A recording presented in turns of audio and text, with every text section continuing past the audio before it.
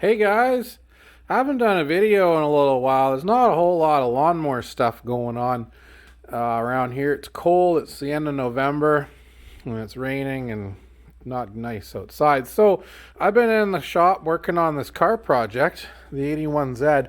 And I just wanted to show you how it's coming along, I guess. A little update for the channel. Add it to my Camaro playlist.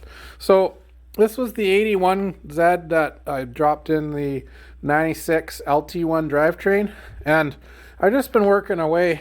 Got the plug leads done today. I'm just working on the last one over here. Just crimping. Oops. Just crimping the last connector on to the wonderful OptiSpark system. We're gonna probably upgrade that to MSD. I've actually got one over there in that bag right there. I bought a used one at the swap meet. I don't know if it works, but anyway, it was a good deal, so I figured I'd buy it and take a gamble. But so far we've managed to get the taller old school 4-bolt perimeter style valve caps installed over top of the old school 4-bolt center mount style. Used an adapter. You can actually see it right there. That's the adapter plate. So the original gasket, adapter, then there's a new gasket and the valve cover.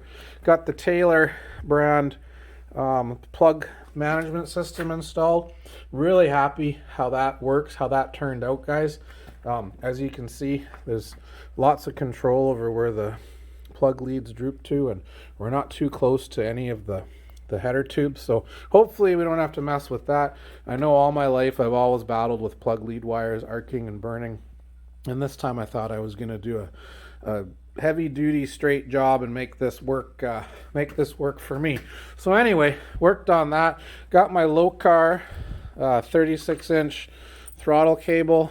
What I'll do is link all these parts down below so you can check them out, and a Lokar bracket, and you can see it right there, stainless steel bracket. What else have we done? We got the headers installed, the gaskets, cleaned up some of the wiring. Still got to make a bracket for this. I'm going to run it off of either that bolt or there's one on the water pump right there. Might make an extension bracket to hold this up. And then over on this side, guys, been having some trouble with the alternator. The factory alternator on this car is huge and it hits the valve cover. So I went to the alternator place and they gave me a older version of this alternator that was used on the early 90s Corvettes. It was a smaller alternator, but it's still about 3/8 of an inch too deep and hits this valve cover. So there's a company online out of Toronto that makes alternator specific for this application so that you can fit whatever valve cover you want behind it on these engines. It's about a $400 alternator. I'm probably going to end up having to order one of those to make this work. I don't know, most expensive part of the build, I guess, the alternator. But yeah, I just thought I'd show you getting the wires run. I ordered some 6AN JIC adapter fittings for the steering box. They thread into these two ports, so we can make a 6AN hydraulic hose at the local auto parts store for the power steering. The return doesn't need to be a hydraulic hose because there's no pressure, but the 6AN JIC conversion seems to be pretty common on this sort of an application. I'm probably going to do the same thing with the brake lines, is convert this all to, I think it's -4 JIC. And I've already got -6 fuel lines getting set up. I just got to get some high pressure hose because the PSI on this I think is around 85-90 PSI.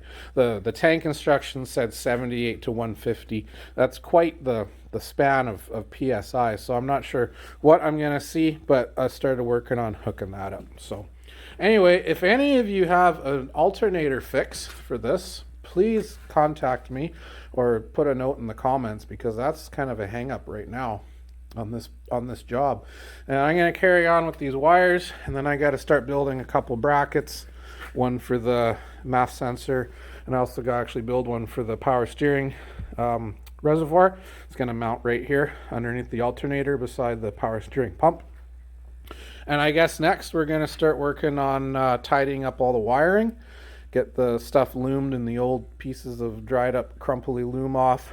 And yeah, she's coming along, guys. Still have to fix that EGR thing I talked about in the first video. I'll link that if you want to see it, see what that's all about. But anyway, she's coming along. I'm pretty happy with the success. Hopefully be able to turn this thing over by Christmas time. Be an exciting video to hear it run. This motor's been in this car now for, man, it's got to be close to 10 years. And it hasn't even been started yet. So be interesting to hear her run. All right, hit the subscribe button so you catch the next video about this and other stuff. We got pressure washers and pumps and lawnmowers and all sorts of wonderful things to work on this winter along with this project. Thanks for watching.